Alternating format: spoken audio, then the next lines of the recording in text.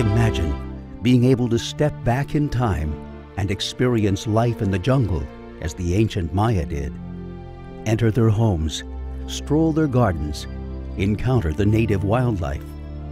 This is the promise of El Pilar, where archaeologist Annabelle Ford is restoring not just another stone monument, but an entire living environment, an environment that will create a new kind of ecotourism based on the traditional and sustainable practice of forest gardening. Hello, I'm Jane Goodall. I've spent much of my life trying to empower people so that they can make a positive difference in our world. I'm here to tell you about just one of these many signs of hope, El Pilar. On the border of Belize and Guatemala, this ancient Maya city is being preserved for future generations. But what makes this archaeological program unique is that not only are its monuments and buildings being protected, but also its forest environment. An environment that sustained the Maya for centuries, and with your help, will sustain their descendants for generations yet to come. The Maya forest is among the most diverse in the world, but only 1/5 remains.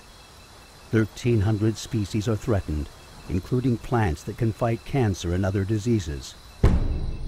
In this forest, El Pilar virtually disappeared after it was abandoned 1,000 years ago. Then, Annabelle Ford began mapping out its immense scope in the early 1980s. This same forest also sustains the cultural survivors of the once great Maya. Over half are traditional rural farmers. Today at El Pilar, these farmers are reviving the forest as a garden, so essential to the culture and language of the Maya. Every word they use embodies much more than we have in English or Spanish or any European language, because their connection with nature, their management of nature, was a learning experience as well as a caretaking opportunity. Un jardín forestal es una práctica que los antiguos mayas del pasado. Forest gardening is a practice that was used by the ancient Maya of the past.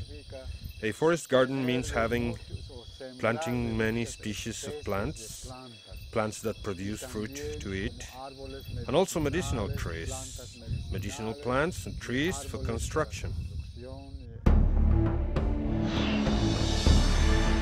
For 20 years, Annabelle Ford has been carefully excavating El Pilar, discovering how the Maya built a flourishing tropical civilization, re-establishing the forest gardens, preserving this site, unique in all the Maya world.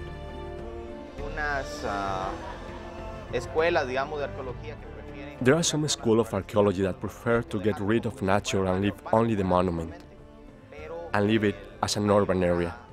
But there is another philosophy that is to show the monuments within the context where we find them today, which is in with nature, the forest, the jungle. And from my point of view, a monument looks better like this. Ecologists who've been working in Guatemala and Mexico find that what grows in the jungle around Maya sites is not the natural way that jungles grow. There's a higher percentage of useful plants around Maya sites than grow in areas where there were no people. Amidst the forest gardens of El Pilar, houses are being reconstructed, creating a sense of daily Maya life. I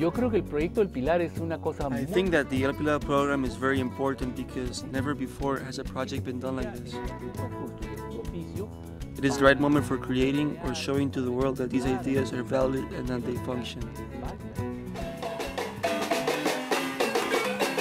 The El Pilar program aims to both preserve the cultural heritage and improve the lives of those living there now. This requires a team of local villagers, development experts, government administrators, tourism promoters, and international scientists. A causeway, which once unified El Pilar's monuments, will now offer a way to bridge current political boundaries. El Pilar, as you know, straddles our border, Belize, Guatemala. This is a border that has been in contention for over a century. We're working very hard to try and resolve this problem. And one of the ways to resolve territorial disputes is clearly building confidence between peoples. So with this site, El Pilar, and the project to develop the forest garden, to develop the archaeological site as a tourist destination, but also to teach our people, particularly our children, about the great Mayan civilization of the past and its importance today in terms of conservation of the forests. I think it's very significant. It's a very important project. El Pilar, what better candidate for a peace park, bridging nations and cultures? It will create a refuge for threatened fauna like the jaguar and howler monkey, nurture endangered flora like those with cures for cancer, create an appreciation for the rich Maya heritage, support sustainable practices of forest gardeners, and become a positive model for other communities in the region and throughout the world. We at Counterpart International are always looking for ways of being creative with the business of development. For us, the El Pilar project is a perfect way of reconnecting modern Maya with the brilliant civilizations of ancient Maya. The natural and cultural resources in the region belong to everyone. We have to work hard to preserve them.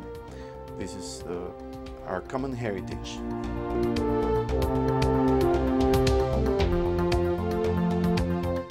Preservation of El Pilar must continue. The vital work being done there promises to offer more knowledge about the Maya, and in turn, about ourselves. But this requires more than time and energy. It takes money. I hope that this project at El Pilar will find a very special place in your heart, so that this work can continue and flourish for years into the future.